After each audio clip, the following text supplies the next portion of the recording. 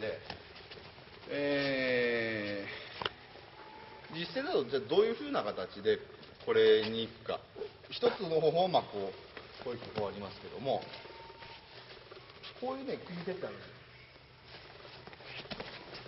手を抱えていろんな組み手あるんですけど、こういう一つの組み手として片腕を殺して、例えばこう投げちゃう方法とか、要するにこれホールドすることによって支えがないですから、こっちには。だからこっちには非常に弱く、逃げられる。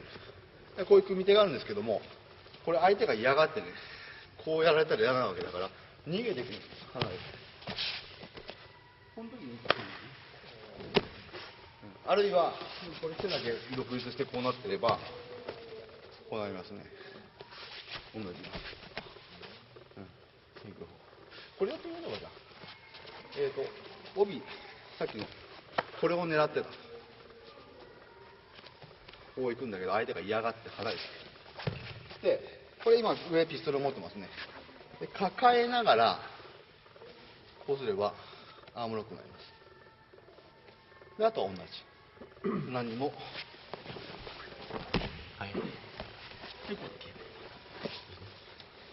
取り方が変わるだけで、ここの技のコツとしては同じ、何も難しいことないです。